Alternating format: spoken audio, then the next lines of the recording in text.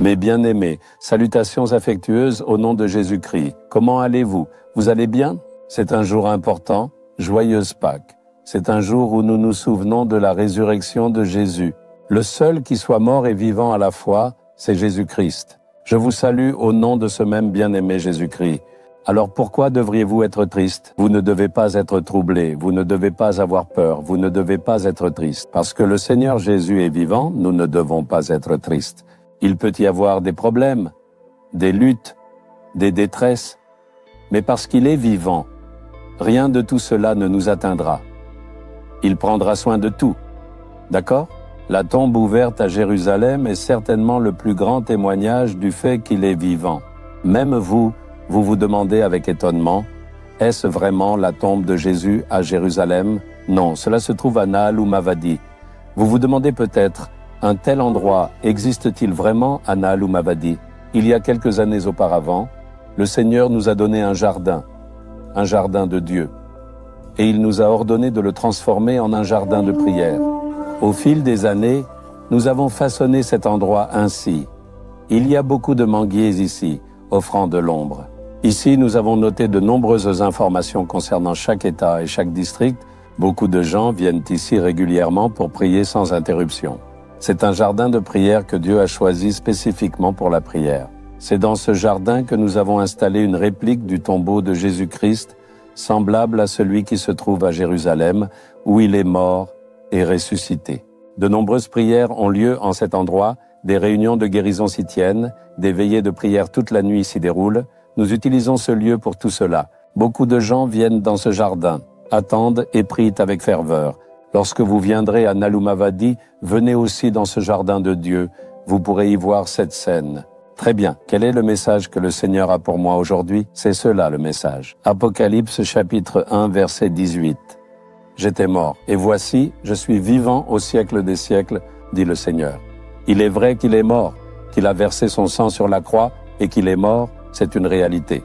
Pour vérifier s'il était vraiment mort, un soldat romain le perça avec une lance sur le côté, et du sang et de l'eau en sortirent.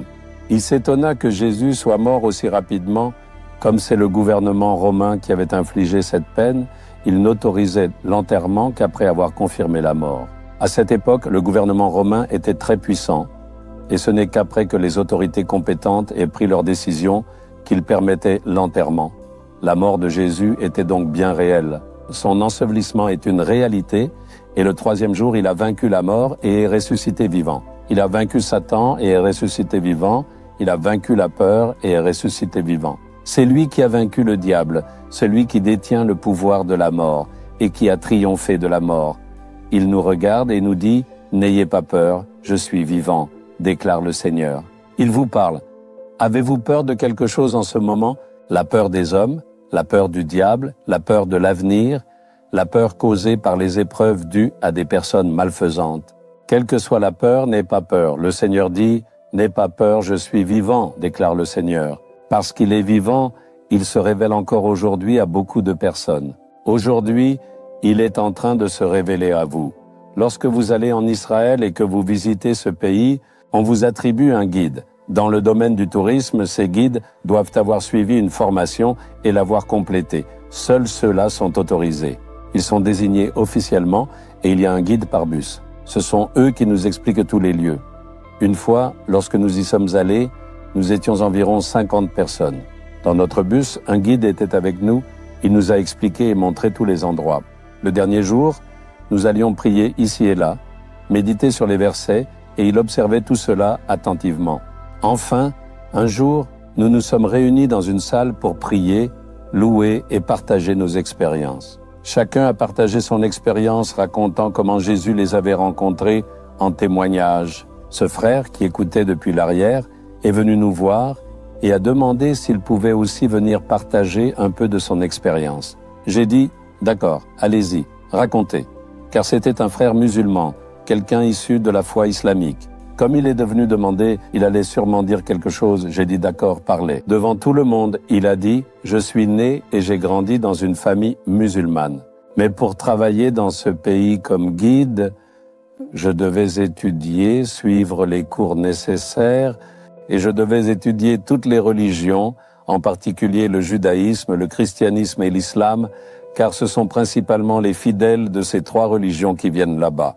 Il faut leur montrer les lieux en fonction de leurs croyances religieuses et leur expliquer ces lieux selon leur foi sans jamais critiquer aucune religion. C'est de cette manière que le gouvernement leur donne une formation appropriée et il faut réussir à tous les examens. Puis, lorsqu'il a commencé à étudier le christianisme, il a lu au sujet de Jésus. Puis il dit « Jésus est mort sur la croix et est ressuscité. Alors viens me le dire. Je n'arrive pas à y croire. » Parce que selon lui, les musulmans ne croient pas que Jésus soit mort sur la croix. Avant sa mort, ses disciples l'auraient sauvé et emmené ailleurs. C'est ce qu'ils disent. Et c'était sa conviction. Mais alors, des milliards de personnes à travers le monde croient que Jésus est mort et qu'il est ressuscité. C'est écrit ainsi dans la Bible, comment pourrait-il être faux si c'est écrit comme une vérité? Il réfléchissait à la question. Comment quelqu'un peut-il revenir à la vie après être mort?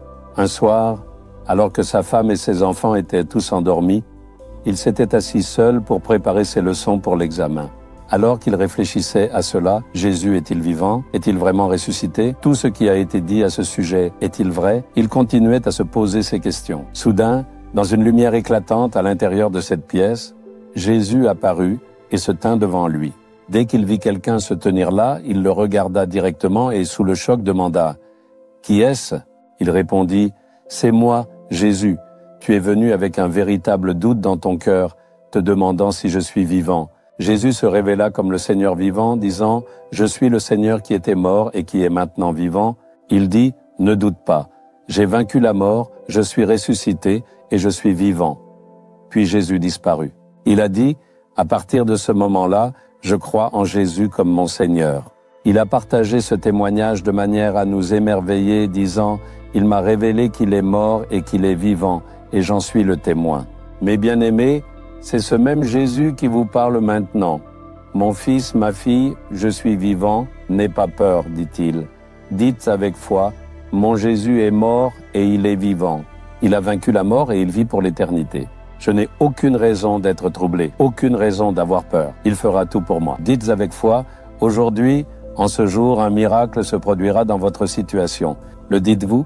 Jésus, tu es vivant, tu as vaincu la mort, tu as vaincu Satan, tu as vaincu le monde et tu es ressuscité, vivant. Je le crois, tu es avec moi, tu es en moi. Tu me donnes la victoire. Aujourd'hui, un miracle se produit dans ma vie. Au nom de Jésus, Amen, Amen.